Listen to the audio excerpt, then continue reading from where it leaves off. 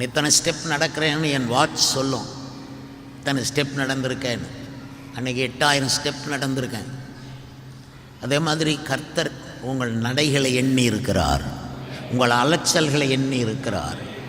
அவர் உங்களை பூமியில், பிரதர் நம்புங்க பிரதர், பூமியில் கட்டாயம், திருநெல்வேலியில் கட்டாயம் உங்கள் ஒவ்வொருவரையும் புகழ்ச்சியாக கர்த்தர் வைக்கப் போகிறார். தயவுசெய்து நம்புங்க, உங்களை புகழ்ச்சியாகத்தான் வைக்கப் போகிறார். உங்கள் சொந்தக்காரங்க புகழும்படி வைப்பார். உங்கள் நண்பர்கள் உங்களை புகழும்படி வைப்பார். எல்லாத்த விட பரிசுத்தவான்கள் உங்களை புகழணும். நான் லேசில் யாரையும் புகழ மாட்டேன். என்னை புகழ்ச்சிக்குரிய ஒருத்தர் இருப்பாருன்னு வைப்போம். உதாரணத்துக்கு, அவர் நல்லா ஒத்துழைக்கிறாரு, நல்லா காணி கொடுக்குறாரு, நல்லா ஜெபம் பண்ணுறாரு, ரொம்ப தாழ்மையாக இருக்கிறாருன்னா அவரை என் உள்ளம் புகழும், என் வாய் புகழாது. என் வாய் புகழ்கிறத இன்னொருத்தன் கேட்பான், அவரை மட்டும் புகழ்கிறா என்னைய புகழலைன்னு அவன் ஒத்து பார்ப்பான். பிசாசு ஒட்டு கேட்பான். ஒருத்தரையும் நான் புகழ மாட்டேன். நீங்கள் நினைப்பீங்க, நான் இவ்வளோ தியாகம் பண்ணி இந்த காரியங்களை செய்கிறேனே, ஒரு நாளாவது பாஸ்டர் நீ புகழ்ந்தாரா? புகழவே மாட்டேன். ஏன் தெரியுமா?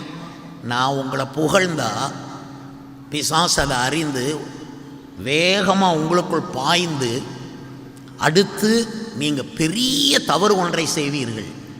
இது அனுபவம். பின்பு நானே உங்களை திட்ட வேண்டியது வரும். கர்த்தர் என்கிட்ட சொல்லியிருக்கிறார், நீ மேடையில் வச்சு யார் பேரையும் சொல்லி அவங்கள உயர்த்தி பேசாத, புகழ்ச்சி செய்யாத. யாரை புகழ்கிறாயோ அவங்களுக்குள்ள மற்றவங்களை விட்டு விலகிற ஆவிகள் போயிடும், பொல்லாத ஆவிகள் போயிடும்.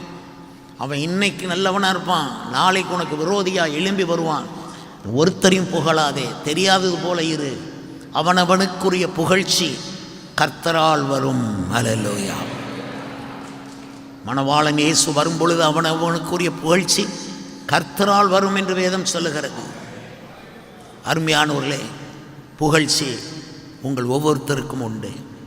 சரி, நம்ம நடை, உடை, படிப்பு, பாவனை, நம் பதவி, இது நமக்கு புகழ்ச்சியை கொடுக்கிறதா? கொஞ்சம் கொடுக்கும். ஆனால் நமக்கு எது புகழ்ச்சி? இந்த சபையில் இருப்பது புகழ்ச்சியா? பைபிள் கையில் வைத்திருப்பது புகழ்ச்சியா? பாடுவது புகழ்ச்சியா? இசை வாசிப்பது புகழ்ச்சியா? காணிக்கை அள்ளி கொடுப்பது புகழ்ச்சியா? எது உங்களுக்கும் எனக்கும் புகழ்ச்சியாய் வரும்? உங்களை புகழ்கிறதுக்கு என்ன இருக்குது உங்கள்கிட்ட? What do you have? வசனத்தை நான் வாசித்து காட்டுகிறேன். உபாகமம் 10வது அதிகாரத்தில் 21வது வசனத்தை நான் வாசிக்கிறேன். உபாகமம் 10:21. என்னோடு சேர்ந்து வாசிங்கள். அவரே உன் புகழ்ச்சி, உன் கண் கண்ட இந்த பெரிய பயங்கரமான காரியங்களை உங்களிடத்தில் செய்த உன் தேவன் அவர். அப்போ நீங்கள் எல்லாரும் நல்லா கை வைத்து சத்தமாக சொல்லுங்கள், அவரே என் புகழ்ச்சி. அவள் ஒரு இடத்துல சொன்னார், எனக்கு தகுதி எதுவும் கிடையாது, அவர் என்னை தகுதிப்படுத்துகிறார், அவரே அப்படின்வார். இங்கே நமக்கு என்ன புகழ்ச்சியே இயேசு தான்.